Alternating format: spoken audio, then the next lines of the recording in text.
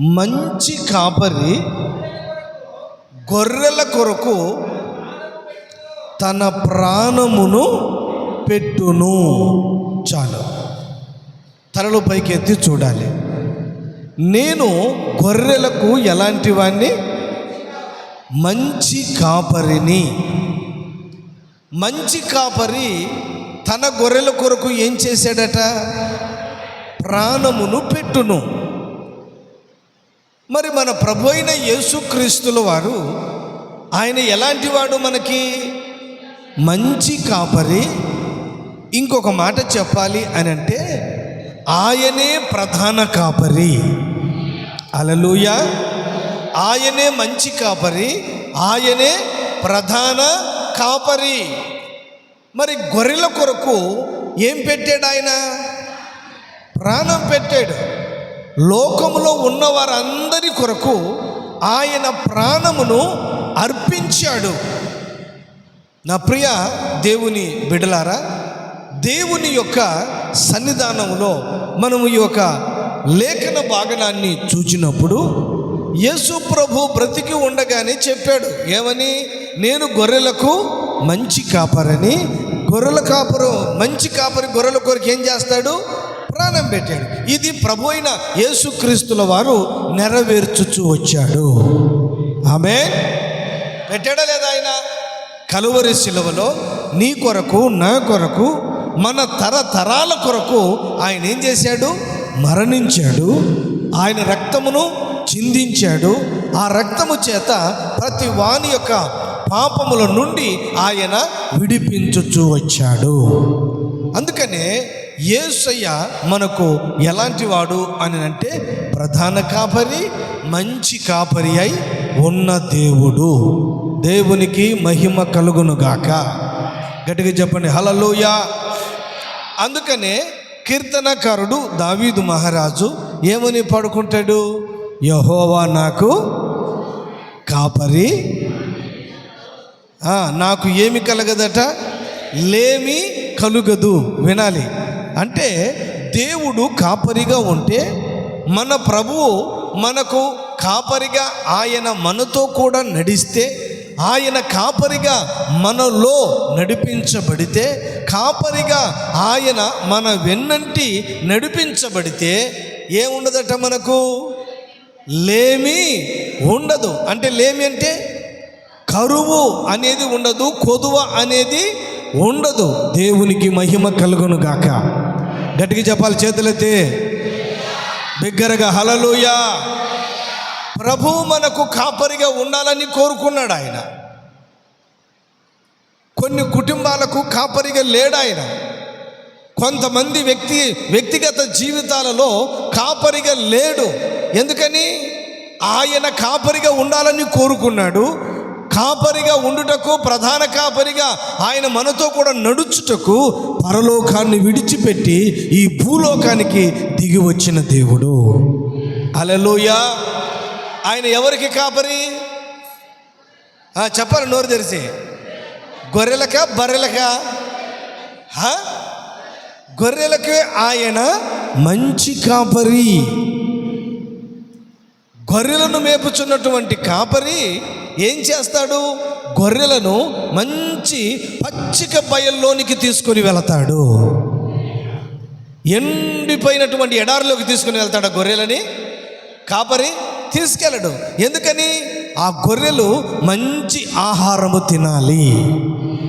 ఎక్కడికి తీసుకుని నడిపిస్తాడు? మళ్ళీ వాటిని మంచి ఆహారం పచ్చిక బయల్లోనికి తీసుకొని వెళ్ళి అది మంచిగా తిన్న తర్వాత మళ్ళీ ఎక్కడికి తీసుకొని వెళ్తాడంటే శాంతికరమైన జలముల యొద్దకు నడిపిస్తాడు. హల్లెలూయా. దేవుడు ఎలాంటి వాడే అంటే మనకు ఏ లోటు లేకుండా, ఏ కొరత లేకుండా, ఏ కొదువ లేకుండా, ఏ కరువు సంభవించకుండా ఆయన మనలను కాపాడే ప్రధాన కాపరి అయి ఉన్నాడు. హల్లెలూయా. గనుక ఆ దేవుడు ఈ రోజున ఎవరికి కాపరిగా ఉంటాడు? ఆయన అది తెలుసుకోవాలి.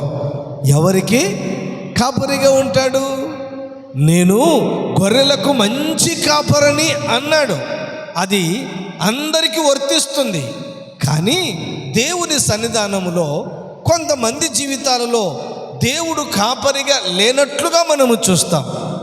దేవుడు ఆ కుటుంబం యొద్ద లేనట్లుగా చూస్తాం.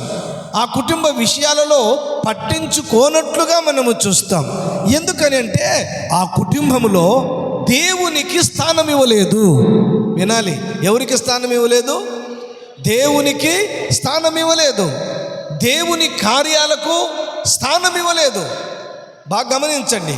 అందుకని దేవుడు ఎవరికి ఆయన కాపరిగా ఉంటాడో మనము దేవుని యొక్క వాక్యంలో చూస్తే మొట్టమొదటిగా దేవుని చిత్తము ఎవరైతే చేస్తారో వారికి ఆయన కాపరిగా ఉంటాడు. హల్లెలూయా, గట్టిగా చెప్పరా, గట్టిగా హల్లెలూయా. ఎవరికి కాపరి ఉంటాడు ఆయన? ఆయన దేవుని చిత్తము ఎవరైతే చేస్తారో వాళ్ళకి ఆయన ఏమై ఉంటాడట? కాపరి అయి ఉంటాడు. హెబ్రీలకు రాసిన పత్రిక 13వ అధ్యాయము 20-21.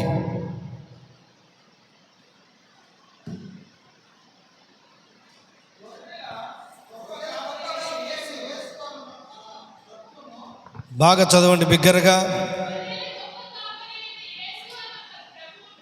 గొర్రెల గొప్ప కాపరి అయిన యేసు అను మన ప్రభువును నిత్యమైన నిబంధన సంబంధమగు రక్తమును బట్టి మృతులలో నుండి లేపిన సమాధానకర్తయగు దేవుడు యేసుక్రీస్తు ద్వారా తన దృష్టికి అనుకూలమైన దానిని మనలో జరిగించుచు ప్రతి మనిషి విషయములోనూ ప్రతి మనిషి ఏమి చేయటానికంట? తన చిత్తానుసారముగా చేయుటకు మిమ్మును సిద్ధపరిచి ఉన్నాడు. గట్టిగా చెప్పండి హల్లెలూయా. ఈ గొర్రెలకు ప్రధాన కాపరి అయిన మన ప్రభు అయిన యేసుక్రీస్తుల వారు ఆయన చేస్తున్నటువంటి కార్యం ఇక్కడ ఏమిటయ్యానంటే తన చిత్త ప్రకారముగా చేయుటకు మిమ్ములను సిద్ధపరచువాడు ఆయనే. హల్లెలూయా. ఎవరి చిత్తమును చేయిస్తూ ఉన్నాడు ఆయన? అరిశీలు తిరగొద్దు నువ్వు. ఎవరి చిత్తము చేయడానికి? దేవుని యొక్క చిత్తము చేయడానికి. అసలు దేవుని చిత్తం అంటే ఏమిటి? తలలు పైకెత్తాలి. దేవుని చిత్తము అంటే ఏమిటి? నీవు చూడండి, మారు మనసును పొంది బాప్తిసము తీసుకొని దేవుని యొక్క సన్నిధానంలోనికి వస్తావే, అది నీవు దేవుని చిత్తము చేయడము. హల్లెలూయా. బాప్తిసము తీసుకోవడము దేవుని యొక్క సంకల్పం. బాగా వినండి, బాప్తిసము తీసుకోవడం దేవుని యొక్క ఉద్దేశం, దేవుని యొక్క ఆలోచన. అంటే నువ్వు పరిశుద్ధురాలుగా మార్చబడాలని, నీవు పరిశుద్ధుడుగా మార్చబడాలని దేవుని యొక్క చిత్తము, దేవుని యొక్క ఆలోచన.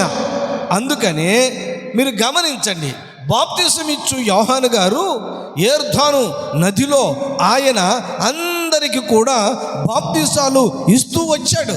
ఇచ్చిన తర్వాత ఆయన కొంతమందికి ఆయన పరలోక రాజ్యమును గురించి, మారు మనసును గురించి, బాప్తిసమును గురించి ఆయన బోధించేటప్పుడట కొంతమంది విశ్వసించి బాప్తిసమును తీసుకున్నారు. హల్లెలూయా. లూకా సువార్త 7వ అధ్యాయము 30వ వాక్యంలోనికి రావాలి. లూకా సువార్త 7వ అధ్యాయము 30వ వాక్యం చదువుదాం త్వరగా. చూడండి, ఫరిసీయులను ధర్మశాస్త్ర ఉపదేశకులను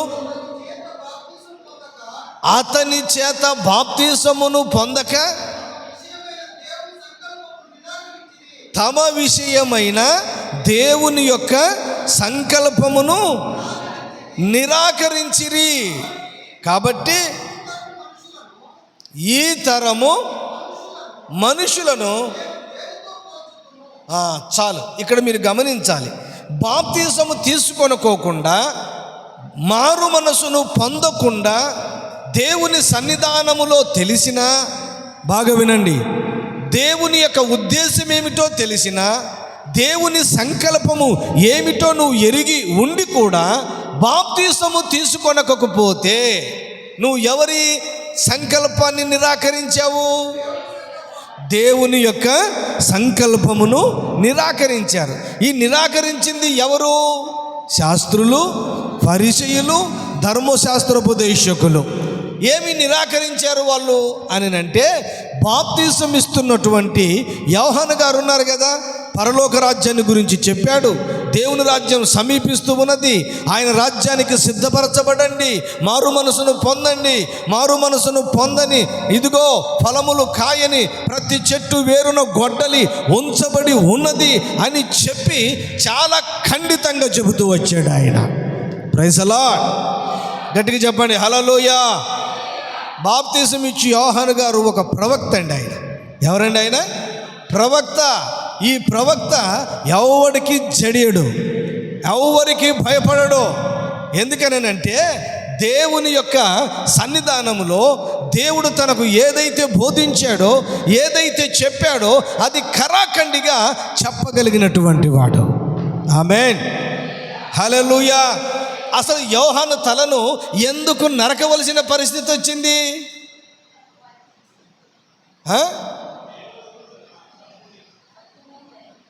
చెప్తాను వినండి. అసలు ఎందుకు ఆయన తలను ఛేదించవలసిన అవసరం ఏమొచ్చింది? హేరోదు రాజుకి బాప్తిసం ఇచ్చు యోహాను అంటే భయము. ఎందుకో తెలుసా? అతడు దేవుని ఉద్దేశమును నెరవేర్చడానికి వచ్చినవాడు. అతడు చాలా నీతిమంతుడు, అతడు చాలా పరిశుద్ధుడు అని ఎరిగినటువంటి వాడు. ఎందుకనంటే తన సోదరుడైనటువంటి భార్యను ఏం చేశాడు? అతను తన తమ్ముణ్ణి చంపివేసేసి ఏం చేశాడు? ఆమెను వివాహము చేసుకున్నాడు. బాగా గమనించండి, ఎంత దుర్మార్గుడు అంటే అంత దుర్మార్గుడు. ఇది ఎవరికి తెలియదు అని అనుకుంటున్న సమయంలో ప్రవక్త వచ్చి చెప్పాడు, నువ్వు చేస్తూ ఉన్నది మంచిది కాదు. ఇదిగో ఇప్పటికే నువ్వు నీ తమ్ముడిని చంపి నీ తమ్ముని భార్యను నువ్వు ఇంట్లో పెట్టుకొని ఉన్నావు, నువ్వు చాలా దుర్మార్గుడివి అని చెప్పి మాట్లాడినటువంటి వాడు. దేవునికి స్తోత్రం. గట్టిగా చెప్పాలి హల్లెలూయా. అలాంటి ప్రవక్త ఈయన అంత ఖరాఖండిగా చెబుతూ ఉంటే భయపడిపోయినారు అందరూ కూడా. కానీ అక్కడ జరిగినది ఏమిటి? హేరోదు రాజు బర్త్డే దినమందు మంచి ఒక ఫంక్షన్, ఒక విందు జరుగుతూ ఉన్నప్పుడు తర్వాత ఏం జరిగింది? ఆమె కుమార్తె తన తమ్ముడు భార్యను పెట్టుకొని ఉంచుకున్నాడే, అతడు ఆమె కుమార్తె వచ్చి డ్యాన్స్ చేసి మంచిగా ఆయన సంతోషింపజేస్తే, నీకేం కావాలో కోరుకోమ్మా, రాజ్యంలో సగం భాగమైన నీకు ఇస్తాను. రాజులు ఏదైనా ఒక మాట ఇస్తే అది ఖచ్చితంగా నెరవేర్చాలి. అందుకని ఆ పాపకు అర్థం కాక వాళ్ళ అమ్మ దగ్గరకు వచ్చి అడిగిందంట, నేను ఏమడగాలి? గిఫ్ట్ అడగమంటున్నాడు, బహుమతి ఇస్తానంటున్నాడు, మరి నేనేమడగాలి మమ్మీ అని అంటే యోహాను తల అడుగమన్నదంట. ఎవరి తల? యోహాను గారి తల అడగ. ఏమి తలకూర చేసుకుంది ఇంత అదే?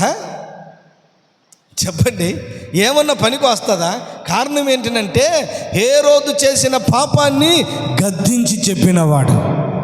అందుకని ఈమె పగబట్టింది యోహాను మీద. అందుకని ఆయన తల ఛేదించేసేయాలి అని చెప్పి ప్రేరేపించి కుమార్తెకు తీసుకుని చెబితే అది చాలా కష్టమని తెలిసినా కానీ రాజు ఆజ్ఞని జారీ చేసాడు కనుక తప్పదు కనుక వాళ్ళ బంట్రోతులను పంపించి తలను ఛేదించేసేసినాడు. నేను అంటున్నాను, ఈయన చెప్పే ప్రసంగం ఎలా ఉంటుందో తెలుసునా? ఆయన ఎలా మాట్లాడతాడో తెలుసునా? సర్ప సంతానమా అని మాట్లాడుతూ వచ్చాడు. Praise the Lord. గట్టిగా చెప్పండి హల్లెలూయా. ఎలా అన్నాడు? సర్ప సంతానమా, రాబో ఉగ్రతను తప్పించు నడుచుకొనుటకు మీకు బుద్ధి చెప్పిన వాడు ఎవడో? ఒక సరైన మారు మనసు లేకుండా, ఒక సరైనటువంటి బాప్తిస్మం లేకుండా, ఒక మంచి పరిశుద్ధత లేకుండా, ఒక మంచి యథార్థత లేకుండా దేవుని యొక్క రాజ్యానికి నీవు ఎలా ఎలగలవో? ఈ లోకంలో ఉన్నప్పుడే, దేవుడు నీకు సమయం ఇచ్చినప్పుడే, దేవుడు నీకు అవకాశం ఇచ్చినప్పుడే ఏం చేయాలి? పాపమును విడిచిపెట్టాలి. హల్లెలూయా. లోకాన్ని విడిచిపెట్టాలి. హల్లెలూయా.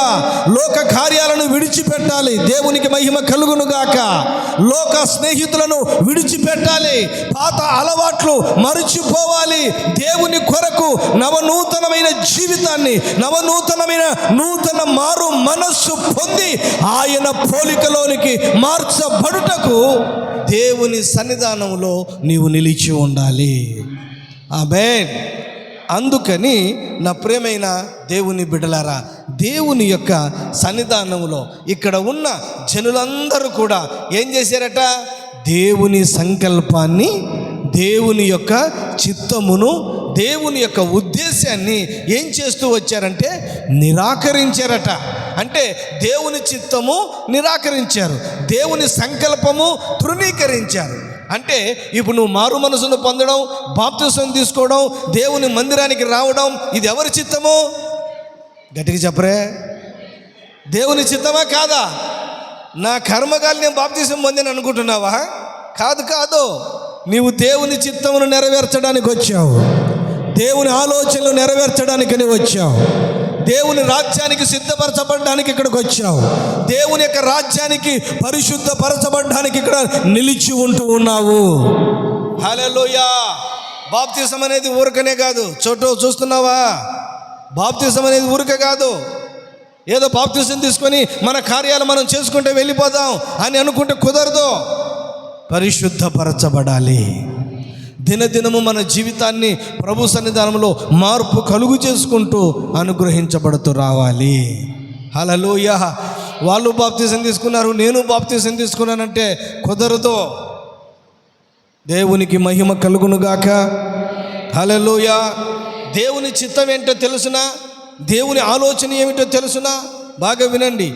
ఏ అన్య జనముల మధ్యలో, వినాలి, ఏ అన్య జనముల మధ్యలో నీవు దూషించబడ్డావో, ఏ అన్య జనముల మధ్యలో నువ్వు భయంకరంగా బ్రతికావో, ఏ అన్య జనముల మధ్యలో నిన్ను బట్టి, బాగా గమనించండి, ఆ ప్రాంతం అంతయు కూడా సాక్ష్యము లేకుండా పోయిందో. ఒకప్పుడు నువ్వు కోపిష్టివి, ఒకప్పుడు తిరుగుబోతివి, ఒకప్పుడు నువ్వు త్రాగుబోతివి. ఇప్పుడు నువ్వు ఎలా ఉన్నావనంటే అవన్నీ కూడా విడిచిపెట్టేశావు, అవన్నీ కూడా మరిచిపోయావు. ఇప్పుడు ఏం చేస్తున్నావో తెలుసా? నీవు దేవుని చిత్తమును చేస్తూ ఉన్నావు. గట్టిగా చప్పటి కొట్టి ప్రభుని స్తుతించు. హల్లెలూయా. హల్లెలూయా. ఎవరి చిత్తం చేశావు? ఎవరి చిత్తం చేశారు? నోరు చెప్పాలి. దేవుని చిత్తం చేశావు. ఏ జనములైతే నిన్ను అపహాస్యం చేశారో, ఏ జనముల దగ్గర అయితే నీవు భయానికంగా బ్రతుకుచూ వచ్చావో, నా ప్రియమైన దేవుని బిడ్డలారా, అక్కడట నీవు నీ ప్రవర్తనను బట్టి, చూడండి బాగా వినండి, అన్య జనుల యొక్క నోరు ముయించాలంటే బాగా వినండి, నీవు ఏం చేయాలి? నీ ప్రవర్తనను బట్టి వారి నోరు ముయ్యబడునుగాక. హల్లెలూయా. నీ ప్రవర్తనను బట్టి అంటే నువ్వు దుర్మార్గుడివిరా, నువ్వు నీచుడివి, ఛీ నువ్వు బ్రతుకుతున్నావు, కుక్క బ్రతుకుచూ ఉన్నది అని నిన్ను నిందించారే, ఆ జనములందరి నోర్లు ముయించడము దేవుని చిత్తము. ఆ చిత్తం ఏమిటి అని అంటే, ఏ అన్య జనముల మధ్యలో నీవు ప్రియమైన దేవుని బిడ్డారా దూషించబడ్డావో, ఆ జనముల మధ్యలోనే ఒక మంచి సత్ప్రవర్తన కలిగిన వ్యక్తివై నువ్వు జీవించగలిగితే వాళ్ళ నోరు మూయించబడుతుంది. అరే, మొన్నటి వరకు త్రాగాడుగా, మొన్నటి వరకు విచ్చలవిడిగా బ్రతికాడు కదా, మొన్నటి వరకు సినిమాల చుట్టూ తిరిగాడు కదా, మొన్నటి వరకు అల్లరి జనములతో తిరిగాడు కదా, మరి ఇప్పుడు ఏమైపోయింది? ఇతడు ఇంత మార్పు చెందాడు, ఇంత మారు మనసు ఎలా పొందాడు? ఇంత చక్కని ప్రవర్తన, చక్కని మాటలు, చక్కని ఆలోచనలు, చక్కని చూపులు మారిపోయినాయి, ప్రవర్తన మారిపోయింది, పద్ధతి మారిపోయింది. అసలు ఎలా అయిపోయినాడు? గొర్రె పిల్లలాగా మారిపోయాడు. హల్లెలూయా. నీ ప్రవర్తన చూసినప్పుడు అన్ని జనముల నోర్లు ఏమైపోయినాయి? ఇప్పుడు ముయ్యబడ్డాయి. అదే అంటాడు దేవుడు, అది దేవుని చిత్తము. హల్లెలూయా.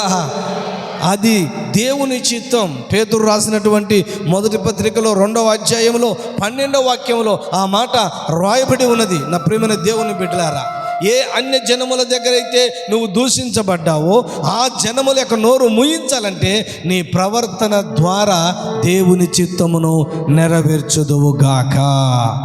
హల్లెలూయా. రెండో విషయాన్ని చెబుతాను. రెండో విషయం, దేవుని వైపు తిరిగినటువంటి వారికి ఆయన కాపరిగా ఉంటాడు. Praise the Lord. ఎవరి వైపు తిరిగిన వాళ్ళకి? మరలా లోకం వైపు తిరిగిన వాళ్ళ కాపరిగా ఉంటాడా? నా వైపు చూడండి. పేతురు రాసిన మొదటి పత్రిక 2వ అధ్యాయం 25వ వాక్యం.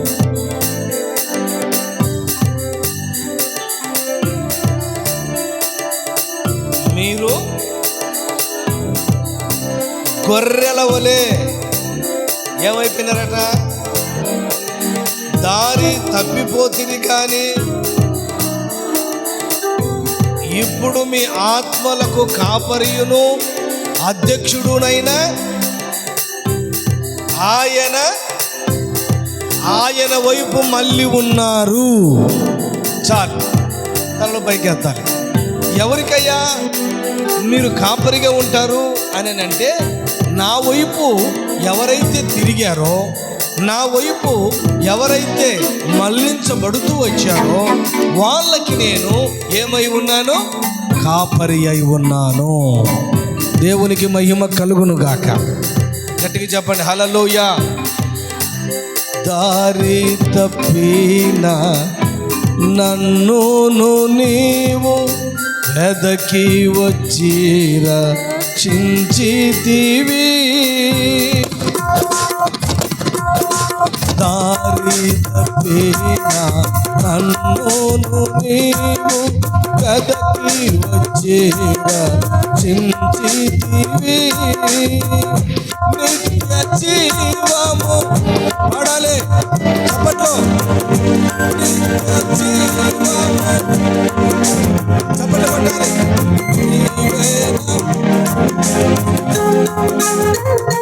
నవీన్ చప్పట్లో.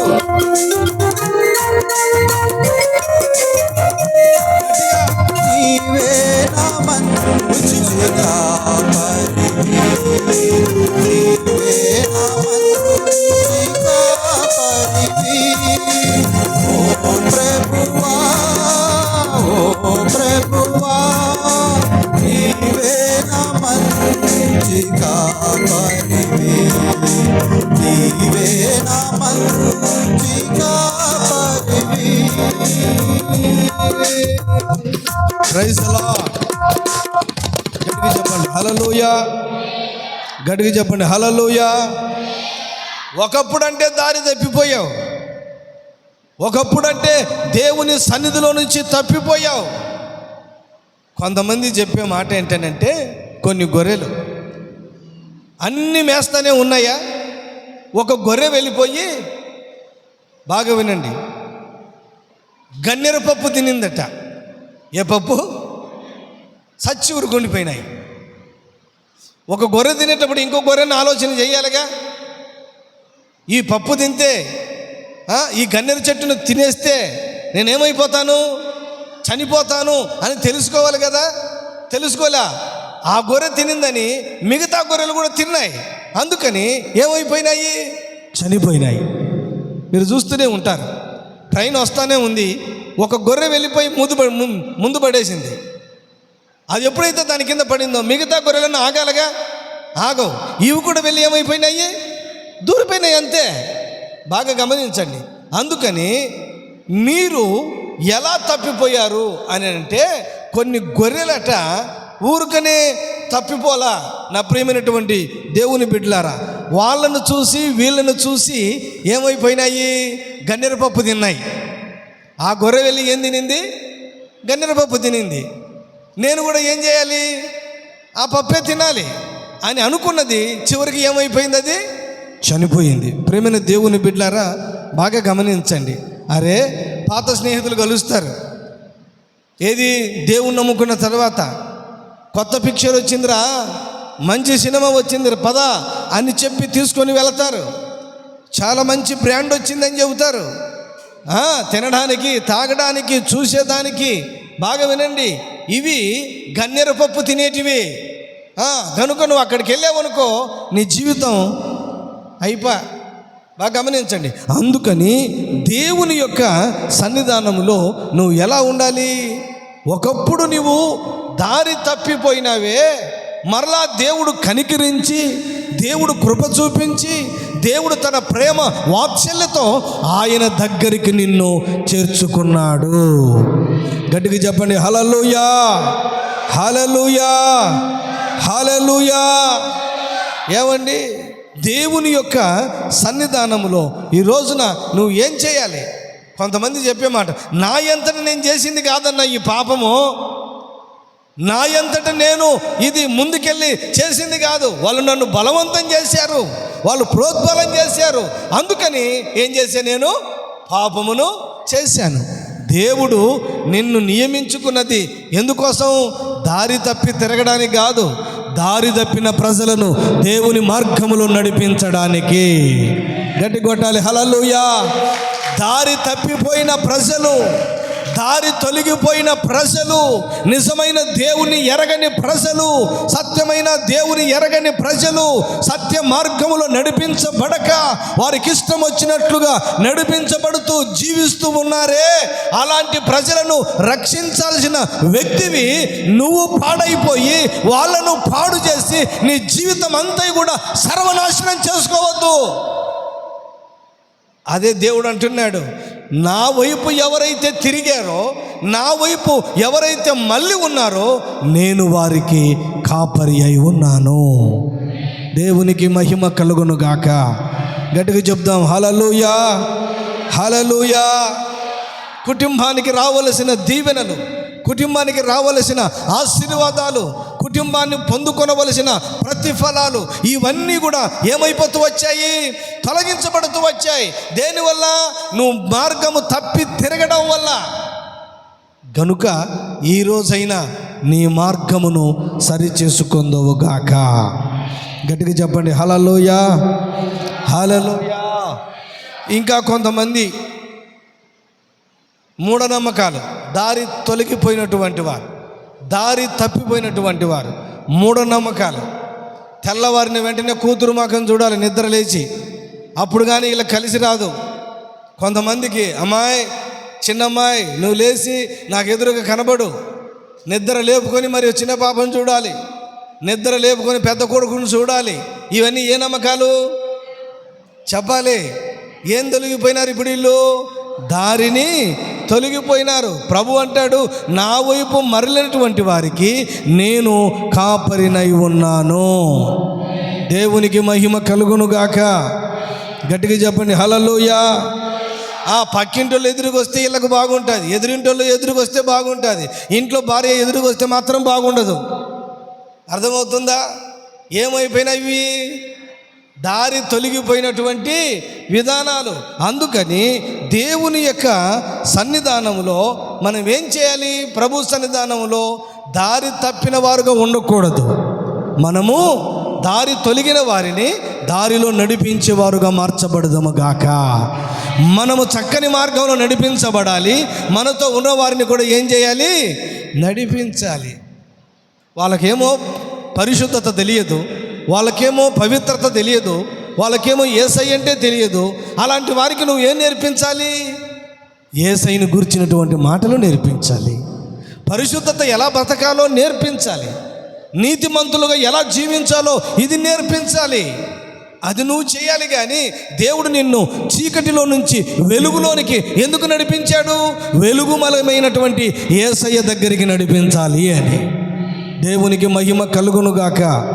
గట్టిగా చెప్పండి హల్లెలూయా. మంగళవారం వస్తే నక్షత్రం బాగలేదట, శుక్రవారం వస్తే నక్షత్రము చాలా సూపర్గా ఉంటుంది. ఇవన్నీ ఏ నమ్మకాలు? ఇవన్నీ కూడా చెప్పాలి మనము. మూఢనమ్మకాలు. పిల్లలు ఊరుక వాంతి చేస్తున్నారనుకో, పిల్లలు ఊరిక ఏడుస్తున్నారనుకో, చెప్పు తీసుకొని దిష్టి తీయడం. ఇంకా మీరు చేసేదేంటి? ఎండు మిరగాయలు ఉప్పు తీసుకొని వచ్చి పాత రోజులలో దిష్టి తీసేసి ఎక్కడ వేసేవాళ్ళు? పొయ్యిలో వేసేవాళ్ళు. అది కనుక ఘాటు రాకపోతే ఖచ్చితంగా దిష్టి తగిలినట్టే. ఇవన్నీ ఏ నమ్మకాలు చెప్పాలి? మూఢనమ్మకాలు. ఇంకా కొంతమంది చీపిరతో తీసుకొని తూ తిరుగుతారు. ఇంకా చీపిరలతో, ఇంకా చీపిరతో కొట్టలా. అర్థమవుతుందా? గనుక దారి తప్పిన వాళ్ళ వల్లే మనము ఉండకూడదు. మరి ఆయన వైపు తిరిగినటువంటి వారికి, ఆయన వైపు మరలినటువంటి వారికి ఆయన కాపరి అయి ఉన్నాడు. గట్టిగా చెప్పండి హల్లెలూయా, హల్లెలూయా. దిష్టి బొమ్మలు మనం పెట్టాల్సిన అవసరం ఏమీ లేదు. మన ఇంటికే రాసి పెట్టాం. ఈ ఇంటికి ఎవరు అధిపతి? యేసయ్యే అధిపతి.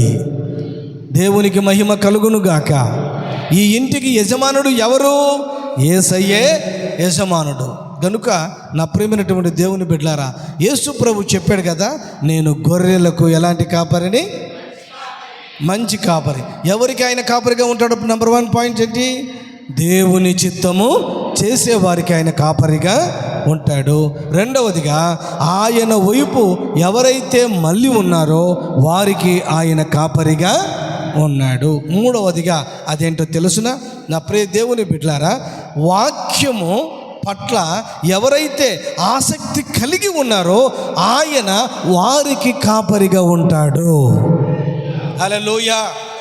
దీనికి మీకు ఒక చక్కని రెఫరెన్స్ మార్కు సువార్త 6వ అధ్యాయము 34వ వాక్యం. నా ప్రియ దేవుని పిల్లలారా, ఏమని రాయబడి ఉందంటే అక్కడ, కాపరి లేని గొర్రెలను చూసి వాళ్ళు ఎలా ఉన్నారంటే, జనసమూహాలకు అంతకుముందే దేవుడు చాలా బోధించాడు, వారికి చాలా వాక్యాలు చెప్పాడు. అయినను వాళ్ళు అక్కడి నుంచి కదలడం లేదట. దేవుని యొక్క వాక్యాన్ని వింటూనే ఉన్నారు, దేవుని యొక్క వాక్యాన్ని ధ్యానిస్తూనే ఉన్నారు.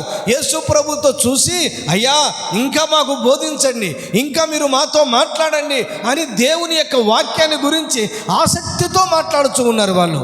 అప్పుడు ప్రభు ఏం చేశాడు? 34వ వాక్యం. గనుక యేసు వచ్చి ఆ గొప్ప జనసమూహమును చూచి వారు కాపరి లేని గొర్రెలని, అది ఎలాగ కనబడ్డారంట? వాళ్ళ కాపరు లేని గొర్రెలుగా కనబడినందున వారి మీద కనికరపడి వారికి అనేక సంగతులను బోధించెను. చప్పట్లు కొట్టి ప్రభుని స్తుతించండి బిగ్గరగా, గట్టిగా చప్పట్లు పిల్లలు. Praise the Lord. ఎలా ఉన్నారట వాళ్ళు? కాపరి లేని గొర్రెల వలె వాళ్ళు ఉండిపోయినారట, తప్పిపోయినారు. అందుకని వారిని చూచినప్పుడు ఆయన ఏం చేశాడంటే వాళ్ళ మీద కనికరపడ్డాడు. అంటే ఎవరికి ఆయన కాపరిగా ఉంటాడు? దేవుని వాక్యం పట్ల. ఇటు చూడండి, నవ్వు చూడు, తలపైకి ఎత్తండి. దేవుని వాక్యం పట్ల ఎవరికైతే ఆసక్తి కలిగి ఉంటారో, ఎవరైతే వాక్యము కొరకు దాహము కొని ఉంటారో వాళ్ళకి ఆయన ఏమై ఉంటాడు చెప్పాలి? కాపరి అయి ఉంటాడు. వాక్యం అంటే నీకు ఎలా ఉండాలి చెప్పరే? దాహం ఉండాలి. వాక్యం అంటే ఎలా ఉండాలి? నువ్వు ఆకలి కొనాలి. నీ వాక్యము నాకు దొరకగా, నీ మాటలు నాకు దొరకగా నేను వాటిని ఏం చేస్తేని భక్షించి తిని అని అంటాడు. మరొక మాట అంటాడు, భుజించి తిని అని అంటాడు. అంటే జీవము కలిగిన దేవుని యొక్క వాక్యం ఎవరి హృదయంలో అయితే ఉంటుందో వాళ్ళ జీవితంలో ఏం కలిగి ఉంటుందంటే ఆయన కాపరి అయి ఉంటాడు. జీవం కలిగిన వాక్యము ఎవరైతే మోసుకొని వెళతారో, హృదయంలో నిలిచి ఉంటుందో వారి జీవితం దేవుని సన్నిధానములో విస్తారముగా ఫలిస్తూ ఉన్నది. యెహోవా ధర్మశాస్త్రమును దీవారాత్రములు ధ్యానించువాడు ధన్యుడు. ఆమేన్. వాక్యం పట్ల నీకేం ఉండాలి? ఆసక్తి ఉండాలి. పోయిన వారం రాలేదు, ఇక్కడ చూడండి, పోయిన వారం రాలేదు కదా. ఎవరికైనా ఫోన్ చేసి, అక్క పోయిన వారం నేను రాలేదు, వాక్యం ఏం చెప్పారు దేవుని సేవకులు, వాక్యం ఎలా వివరించారు కొంచెం చెప్పండి, దాంట్లో కొన్ని నేను నేర్చుకోవాలి, ఇంకా నేను అనుసరించాలి అని ఎవరు నేను అడిగావా? ఆ దాఖలాలే కనబడవు అసలు. అర్థమైందా? ఎవరైనా అడిగారు మీరు? పోయిన వారం నేను రాలేదు, వాక్యం ఏం చెప్పారు, వాక్యం ఏమని మాట్లాడింది ప్రభు అని ఎవరైనా మీరు అడిగినారా? ఏం లేదు మీలో. మీరే చెప్తున్నారు వాక్య దాహం లేదని. మరి వాక్య దాహం లేకపోతే ఆయన కాపరిగా నీకు ఎలా ఉంటాడు? బాగా గమనించండి. ఎవరైతే వాక్యము పట్ల ఆసక్తి కలిగి ఉంటారో వారికి ఆయన కాపరి అయి ఉంటాడు. హల్లెలూయా. వాక్యం అంటే ఎలా ఉండాలి? ఆసక్తి. కొంతమందికి ఎలా ఉంటుందంటే, ఈ వాక్యమా నాకు తెలుసులే, నేను విన్నాను. ఈ వాక్యమా నాకు బాగా తెలుసు, ఈయనకంటే నాకు ఎక్కువ తెలుసు, యూట్యూబ్లో చాలా విన్నా నేను, ఇబ్బంది ఏమీ లేదు అని నీ జీవితంలో వింటూనే ఉన్నావు, కానీ ఆసక్తి లేదు నీకు. ఆసక్తి ఉంటే నువ్వేమవుతావంటే ఆ వాక్యము నీలో క్రియ జరిగించబడుతుంది. గట్టిగా చెప్పండి హల్లెలూయా. ఆసక్తి కలిగి ఉంటే ఆ వాక్యము నిన్ను మారుస్తుంది. ఆసక్తి కలిగి ఉంటే వాక్యము పట్ల దేవుని సన్నిధానంలో ఆ వాక్యములో నువ్వు ఏం చేస్తావంటే బ్రతుకుతావు, జీవిస్తావు. అంతేగాని నీ వాక్యమే నా పరవశము, ఈ ఊరికి ఇట్లా ఊగుతావు తప్ప పాట పాడుకునేటప్పుడు వాక్యంలో నువ్వు ఏడ పరవశం చెందుతున్నావా? చెప్పండి, బాగా గమనించాలి. అందుకనే నీ వాక్యమును నేను ధ్యానించుచుండగా నా హృదయము నాలో మండుచుండెను. యేసుప్రభు శిష్యులు ఇద్దరు ఎమ్మాయిస్ మార్గమును గుండా వెళ్ళేటప్పుడు మాట్లాడుతున్నారు. ఏమని? ఆయన లేఖనములు మనతో మాట్లాడుచున్నప్పుడు, మనం వాటిని విన్నప్పుడు మన హృదయం మనలో మండలేదా? ఆమేన్. వాక్యం విన్నప్పుడు హృదయం ఏమవ్వాలి? మండాలి. మండిపోయి ఇంటి మీద ఎగరడం కాదు, ఇంట్లో భార్య మీద మండిపోవడం కాదు, భర్త మీద మండిపోవడం కాదు. దేవుని యొక్క సన్నిధానంలో దేవుని యొక్క వాక్యము నిన్ను మండించాలి, నీవు ఇతరులను మండించుదువుగాక. Praise the lord. ప్రభువు ఎలాంటి వాడు? మనకు మంచి కాపరి. మోకరించండి, ప్రార్థన చేసుకుందాం. అందరం మోకరించుదాం.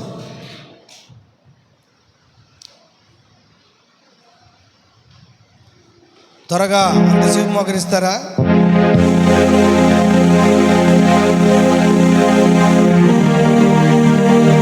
అందరూ నోరు తెరిచి బిగ్గరగా మంచిగా మోకరించాలి.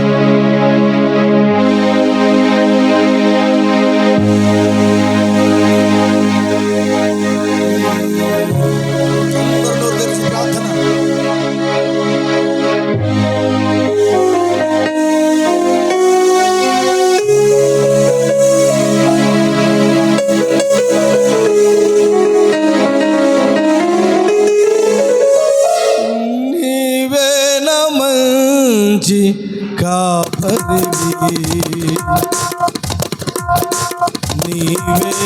మంచి కాపరివి, నీవే నా మంచి కాపరివి, నీవే నా మంచి కాపరివి.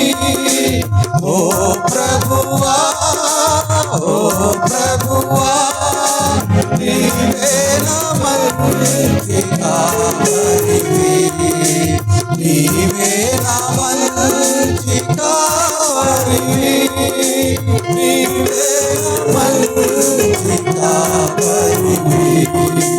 నీవే నా మంచి కాపరివి ఓ ప్రభువా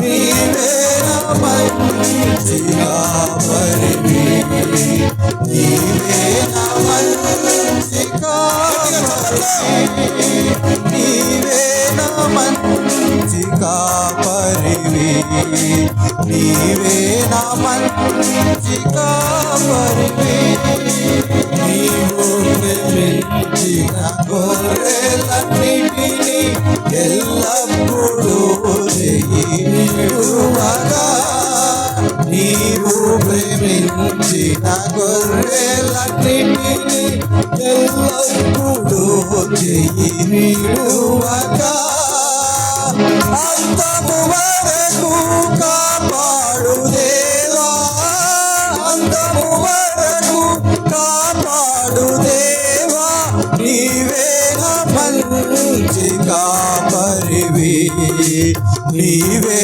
నా మంచి కాపరివి నీవే నా మంచి కాపరివి నీవే నా మంచి కాపరివి ఓ ప్రభువా కాపరివా ఓ ప్రభువా కాపరివా నీవే నా మంచి కాపరివి నీవే నా మంచి కాపరివి నీవే నా మంచి కాపరివి నీవే నా మంచి కాపరివి కాపరివి గొప్ప కాపరివి కాపరివి ప్రధాన కాపరివి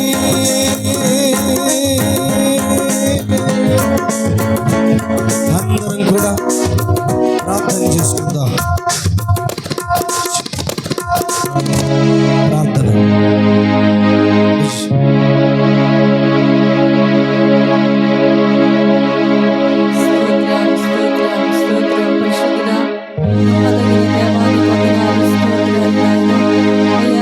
వారమంతా కాచి కాపాడి ఒక దినమైన సన్నిధానంలో చేరి నిన్ను స్తుతించే భాగ్యం ఇచ్చావు తండ్రి. నీకు స్తోత్రాలు అయ్యా. మరణమనే పరిస్థితుల్లో నుంచి అపాయాల నుంచి నాయన ఎండల బారి నుంచి సంఘాన్ని సేవకులను పిల్లలను ప్రతి ఒక్కరిని మీరు కాపాడిన విధానం కొరకు మీ కృతజ్ఞతలు. ఈ పునరుద్ధాన ఆరాధనలో మీరు తీసుకొని వచ్చి నేను స్తుతి